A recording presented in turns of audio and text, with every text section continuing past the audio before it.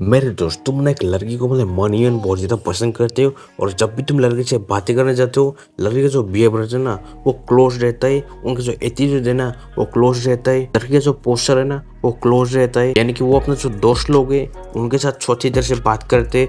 जब भी उनके साथ होते वो हंसते, खुलते, मिलते। जब भी तुम उसके साथ बातें करने जाते हो तो लड़की जो है ना वो एकदम ही थम जाते, ठीक से बात नहीं करती, ठीक से उत्तर नहीं देती। या फिर लड़की जो है ना वो तुमको ना एकदम दिखा रहा है लड़की ना तुम्हारे साथ बातें करने की कोई भी इच्छा नहीं है, तुम ना उसके साथ जोर जबरदस्ती कर रहे हो। लड़की मेरे दोस्त तुमको ऐसा दिखाती है अगर लड़की जो है ना वो तुम पे इंटरेस्टेड नहीं है, वो तुमसे ना अट्रैक्टेड नहीं है। इसलिए मेरे दोस्त फीमेल नेचर को समझना ना बहुत ही जरूरी है। मेरे जब भी एक लड़के से अट्रैक्ट होते तो ना वो खुल के बातें करते है। लड़की जो ना खुश होते तब भी लड़की उनसे मिलने को जाती है तो वो ना हंस के जाती है। लड़की चाहती है लड़के के साथ ना जितना हो सके उतना देर तक रहे, उनसे इतना बातें करे, मजे करे। लेकिन यहाँ पे लड़की का जो बिहेवियर है ना वो एकदम क्लोज है, वो ठीक से बात नहीं करती, तुम्हारे साथ अच्छी तरह से देखती भी नहीं। अगर ऐसा कर रहे हैं तो मेरे जो लड़की है तुम्हें सिग्नल दे रहा है कि लड़की जो है ना वो तुम पे एकदम इंटरेस्टेड नहीं है।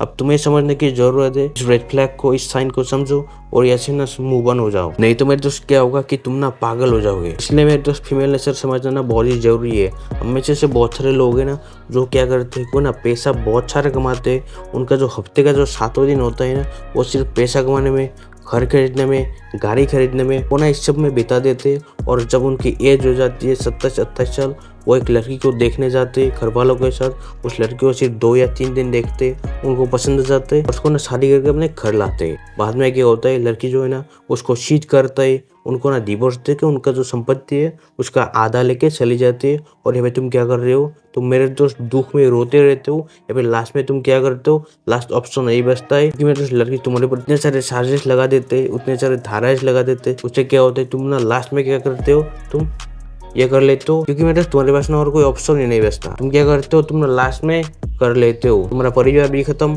तुम भी खत्म, तुम्हारी जो आत्मा है ना वो भी प्रेतात्मा बन जाते और हजारों लाखों वर्षों के लिए तड़पते रहते हो।